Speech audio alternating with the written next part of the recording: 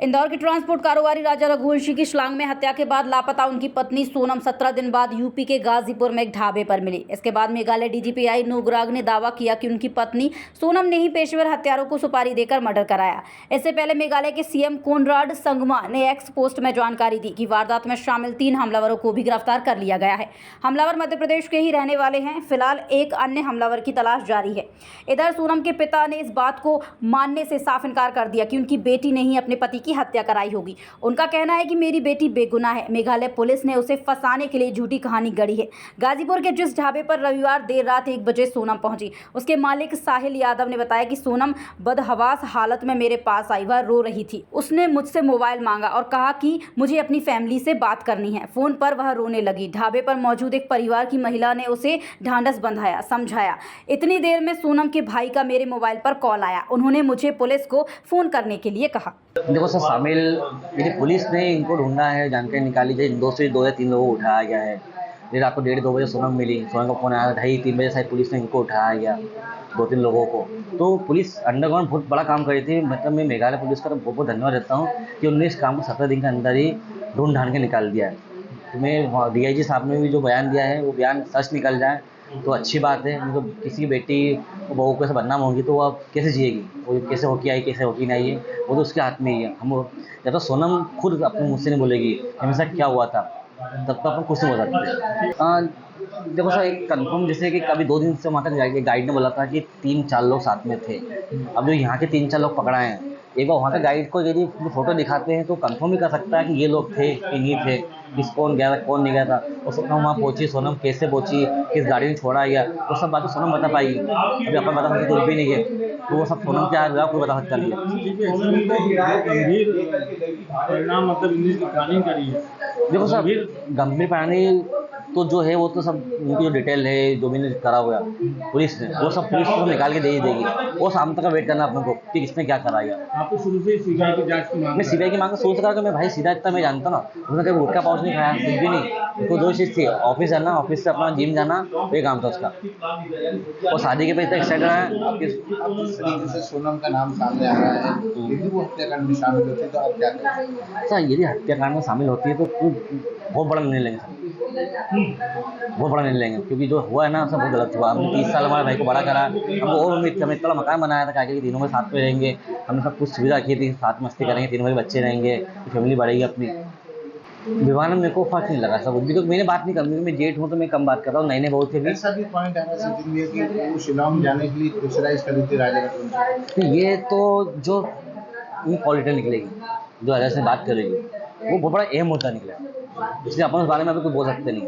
अब जो क्राइम वाला अंदर से चीज़ें निकालेंगे तो वो तो ऑटोमेटिक निकल जाएगी। पैसा दिया था, किसने टिकट बुक करी थी, किसने क्या करा था। टिकट तो सोनम ने बुक करी थी जाने की। हाँ, अपन को पता नहीं उनके पास अकाउंट से टिकट बुक होगी, वो तो मालूम पड़ ही जाएगा किसने टिकट बुक करी थी। यदि किसका नाम है, किसी और टिकट बुक करवाई, उसका नाम भी आ ही जाएगा शिलांग के लिए। मैं बहुत MP सरकार और मेघालय सरकार का बहुत धन्यवाद देता हूँ कि इन्हें इस केस को जल्दी से पेचीदा होने के पहले गुम होने के पहले इस केस को उन्हें ढूंढ के निकाल दिया है। वहाँ के मेघालय सरकार, वहाँ के CM पे बहुत बहुत धन्यवाद देता हूँ, वहाँ के DIG का धन्यवाद देता हूँ, अपने MP सरकार को धन्यवाद देता हूँ जिस चीज़ को करा। और इसमें CBI के थ्रू अपन चीज़ को पकड़ सकते हैं तो मिल जाए अपने। नहीं, घर पे कोई बात नहीं हुई थी। राजा ने डायरेक्ट बोला, उसने पूछा कि मम्मी घूमने जाने का, तो राजा ने बोला मैं अभी घूमने नहीं जा सकता हूँ, अभी शादी करी ना, घूमने में भी थोड़ा सा वो होता है। बोल मैं अभी नहीं जा सकता हूँ, मैं जाऊँगा तो बाद में जाऊँगा घर वाले से पूछ के। तो राजा ने बोला कि मम्मी सोनम ने टिकट करा ली, अब मैं क्या करूँ? बोले अब तो तुमको चलना पड़ेगा। तो बोले अब मैं क्या करूँ? मैंने कहा बेटा टिकट करा ली तो घूम आओ, कितने दिन में आओगे? तो बोले 6-7 दिन का टूर है मम्मी, ज़्यादा दिन का नहीं है। तो सोनम ने टिकट कराया था? सोनम ने टिकट कराया था। और शिलांग जाने की बात घर पे हुई थी? नहीं हुई थी, बस जा रहा था ना, उसके 1 दिन पहले शॉपिंग करने गया था। तो मैंने बोला ये शॉपिंग क्यों करके लाया, शादी में इतने सारे कपड़े खरीदे तो कपड़े क्यों लिए? तो बोले मम्मी मैं घूमने जा रहा है, मेरी टिकट हो गई। तो मैंने कहा किसने कराई तेरी टिकट? तो बोले सोनम ने कराई, और जाने की टिकट उसने कराई। बोले पूरा खर्चा तुम उठाना, टिकट मैंने जाने की कराई। तो मैंने कहा रिटर्न क्यों नहीं कराई? तो बोले क्या पता रिटर्न क्यों नहीं कराई। अच्छा, रिटर्न टिकट नहीं कराई? रिटर्न टिकट नहीं थी, सिर्फ जाने की टिकट थी उसकी। सोनम ने 1-2 बार फ़ोन पे जैसे राजा से बात करी थी, तो राजा बोल रहा था मम्मी वो मैं इसमें इंटरेस्ट नहीं ले रही है, उसके पास टाइम नहीं है, तो मेरे को शादी नहीं करना। तो मैंने फिर सोनम से बोला कि तुमको इंटरेस्ट नहीं है क्या राजा में? राजा में इंटरेस्ट नहीं है क्या, तुम राजा से बात नहीं करती हो? मैं इनकी फ़ोन पे तो बोले मम्मी मैं काम में इतनी बिजी रहती हूँ, बोले मेरे को ऑफिस में इतना काम रहता है तो मेरे पास समय नहीं रहता है बोले कि। तो फिर उस दिन से सोनम राजा से बात करने लगी थी। जिस दिन मैंने उसको ऐसा बोला था ना, उस दिन से सोनम फिर राजा से बात करने आपको लगी। शंका थी मन में कि कहीं क्यों बात नहीं कर रही? बातचीत क्यों नहीं कर रही, ये आपके मन में भी सवाल आया होगा। नहीं, ये आया था तो वो है ना पूरा क्लियर हो गया था। सारी लीगल एक्शन उनके द्वारा लिया जाएगा। केवल इंदौर पुलिस को उनके द्वारा इन्वेस्टिगेशन के पॉइंट ऑफ व्यू से मदद ली गई थी, वो मदद उनको प्रोवाइड कराई गई है। और जिसमें सोनम के कहने पे ये हत्याकांड हुआ, राज ने किया। जैसा कि मैंने बताया कि ये सारी चीज़ें पूछताछ में क्लियर होंगी। और ये अभी चूंकि सोनम को वहाँ रिकवर किया गया है गाजीपुर, जहाँ मेघालय पुलिस ऑलरेडी वहाँ पहुँच रही है। और यहाँ पर चूंकि हमारे जो मेघालय पुलिस ने यहाँ पर संपर्क किया था, तो यहाँ पर 3 आरोपी मेघालय और इंदौर पुलिस के एक दूसरे के कोऑर्डिनेशन से हिरासत में लिया गया है। आगे की कार्रवाई मेघालय पुलिस, जहाँ पर ये प्रकरण पंजीबद्ध है 7/25 सौरा थाने में, ईस्ट सौरा डिस्ट्रिक्ट है शिलोंग की। देखिए अभी फिलहाल इस तरह की कोई बात सामने नहीं आई है। पूछताछ उनके द्वारा की जाएगी, पूछताछ में जो भी आएगी आपको अवगत कराया जाएगा। अभी फिलहाल जो अपडेट्स आए हैं वो यही है कि सोनम को वहाँ गाजीपुर में रिकवर कर लिया गया डिस्ट्रिक्ट में, और यहाँ पर 3 आरोपियों को हिरासत में। चेट वगैरह भी पकड़ी है, कोई चेट वगैरह आई? अभी फिलहाल इस तरह की कोई जो बात सामने नहीं आई है। अगर ऐसा कुछ होता भी है तो एविडेंस में लिया जाएगा, और एविडेंस से पॉइंट ऑफ व्यू से देखिए अभी जो बात सामने आई है, जो पुलिस के द्वारा बताया गया है गाजीपुर पुलिस के द्वारा, कि जो सोनम रघुवंशी ने फ़ोन किया था उसको अपने भाई को, उसके बाद फिर पुलिस वहाँ पहुंची है तो उसको रिकवर कर लिया गया है नंदबाग पुलिस के द्वारा गाजीपुर डिस्ट्रिक्ट में।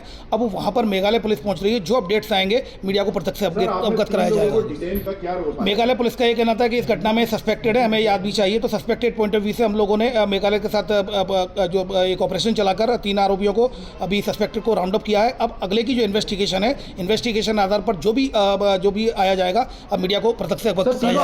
तीनों आरोपी नंदबाग के, ये तीनों जो सस्पेक्टेड है वो नंदबाग के रहने वाले हैं, तो ये पूरे इंदौर के ही हैं। तो इस तरह से ये इनका कनेक्शन है। घर के आसपास के रहने वाले हैं। ये अभी फिलहाल इस तरह की कोई बात सामने नहीं आई है, क्योंकि अभी